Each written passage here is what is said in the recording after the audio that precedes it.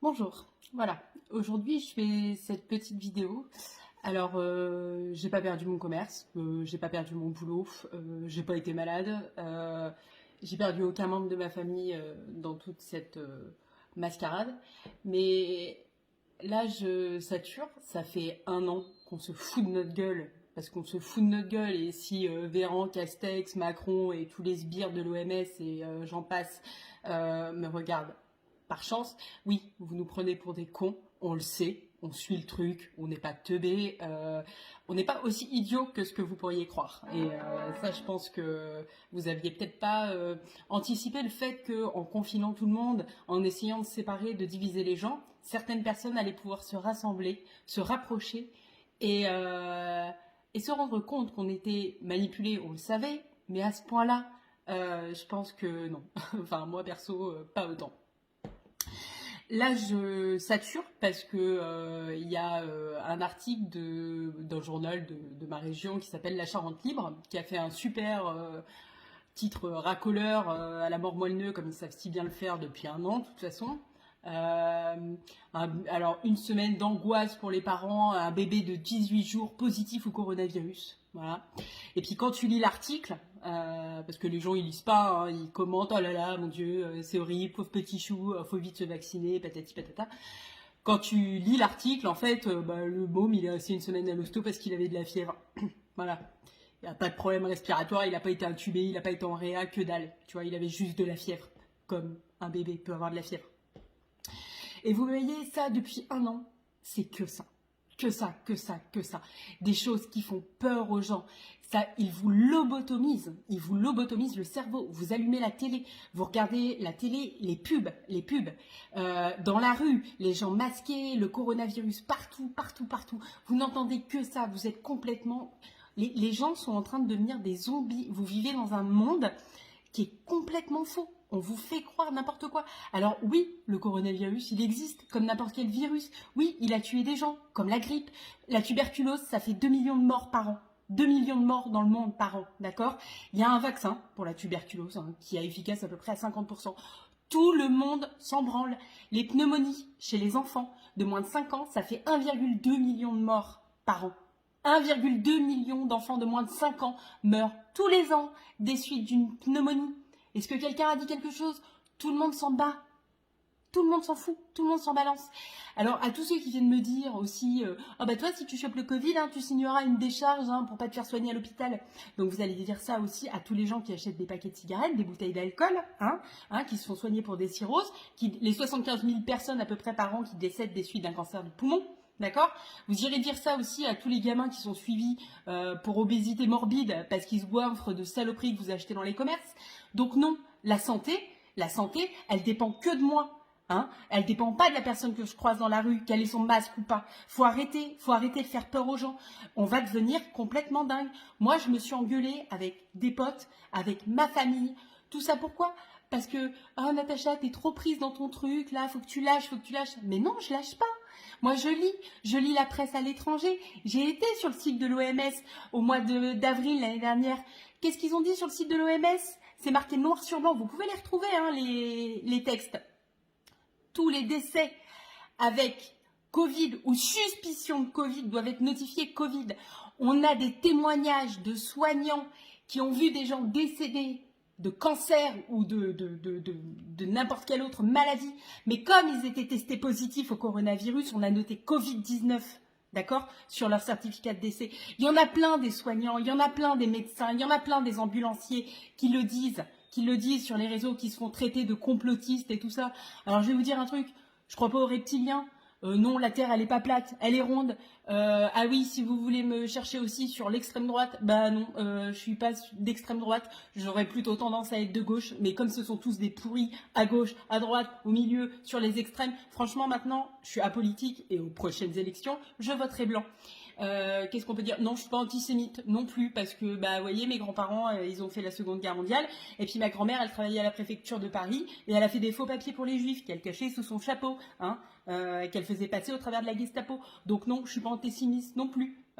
Essayez de trouver un truc Ouais, si vous voulez. Mais le problème, c'est ça. C'est que vous essayez de diviser les gens. Vous les mettez dans des cases comme ça. Alors, oh, bah lui, il dit ça. Bah, il est complotiste. Oh, bah lui, il dit ça. Oh, bah il est d'extrême droite. Mais non, non, non. On est juste des gens qui ont conscience. On a un cœur. On a un cerveau. On sait faire preuve de réflexion. On a du bon sens. D'accord, hein? Et puis quand on se renseigne, quand on regarde les chiffres, pas les chiffres que vous nous montrez, mais les autres chiffres dans la vie, les gens, il y a 1700 morts par jour en France. 1700. S'il vous plaît, rebranchez votre cerveau. Rebranchez votre cerveau. Il faut arrêter le massacre. Moi, j'en peux plus d'emmener mon gamin de 6 ans à l'école. Il est au CP. J'ai même pas pu faire sa première rentrée de CP. J'en ai marre tous les matins de l'emmener et de les voir masquer et de faire la queue pour se laver les mains comme des tarés, comme du bétail. Ça me fout hors de moi. Ça me fout hors de moi.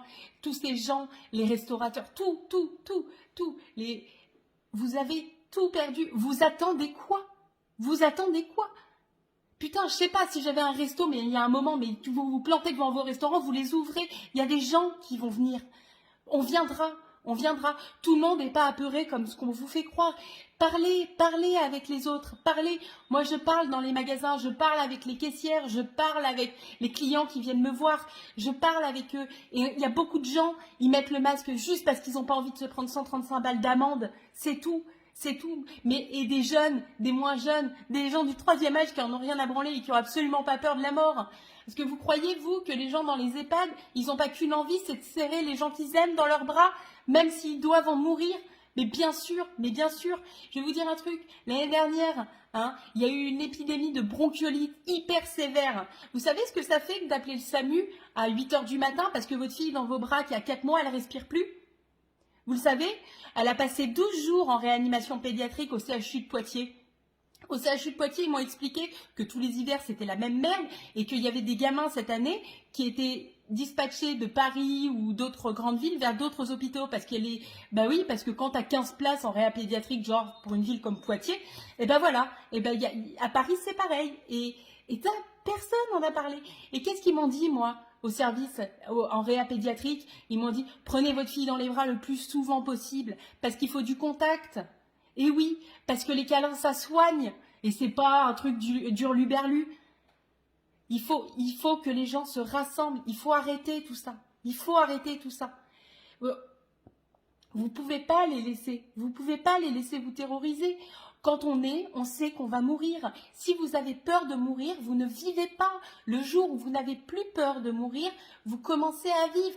Et n'ayez pas peur. De toute façon, il se passera ce qui doit se passer. Ça fait 1 an qu'on vous prive de votre vie, d'accord? 1 an.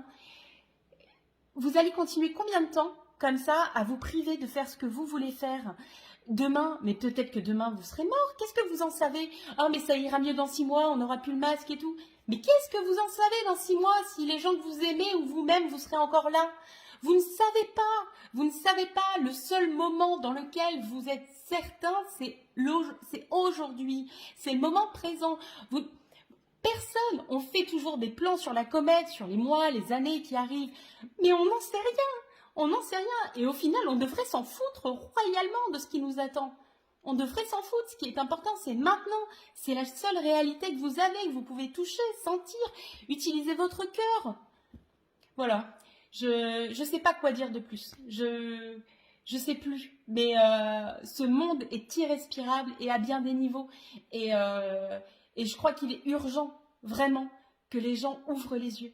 Ouvrent les yeux. C'est pas le monde des bisounours. Ils savent très bien ce qu'ils font. Pour quelle raison, franchement, j'en sais rien. J'ai des idées, parce que forcément, on parle beaucoup. Mais je pense très honnêtement qu'à un moment donné, certaines personnes se perdent dans la cupidité, dans l'avidité, dans la recherche du pouvoir, du contrôle et l'argent. Et l'argent, ça vous fait faire n'importe quoi. On sait très bien que des gens tuent pour l'argent. Est-ce que vous croyez qu'à un niveau peut-être un peu plus haut, c'est-à-dire pas les classes de bas étage comme nous, vous croyez que l'argent ne peut pas donner envie de tuer? À un moment donné, posez-vous la question. Dans les hôpitaux, je ne dis pas que les hôpitaux sont, que tous les soignants, que tous les médecins sont des corrompus, pas tous, mais il y en a combien qui pour toucher les primes, tout ça, on fait des tests, on fait du Covid, et là maintenant on va rémunérer encore davantage les médecins pour qu'ils vous vaccinent. Vous comprenez pas? Vous comprenez pas que c'est juste une histoire de pognon et pouvoir. C'est tout. C'est tout. C'est pas une histoire de complot, de machin.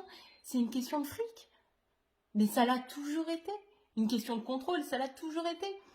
Si on regarde l'histoire de l'humanité, globalement, on reproduit constamment les mêmes erreurs. Les mêmes erreurs. À quoi ça sert qu'on enseigne dans les écoles l'histoire? Alors, bien pour te bourrer le crâne avec des guerres et tout, alors qu'il y a des trucs sympas aussi qu'on pourrait apprendre, mais non, hein, voilà. Mais on vous bourre le crâne de dates, de faits, de machins, et les êtres humains, tout ce qu'ils font, ah ben ils refont la même chose. C'est quand même hallucinant. C'est quand même hallucinant. À quel moment on arrête ça? On arrête. On est là, on a le droit d'être là, hein, on est en vie. Personne a le droit de nous dire comment on doit vivre, comment on doit respirer, comment on doit se déplacer. On est libre, d'accord? Et toutes ces conneries qu'on vous apprend et qu'on vous parle dans un système, non, non. On peut avoir un système en cohérence, on peut avoir un système altruiste. On n'est pas obligé de terroriser les gens. Le management par la peur, non, non. On arrête tout ça. On arrête. On a tous le droit d'être heureux. Arrêtez d'avoir peur. Arrêtez d'avoir peur. Vraiment.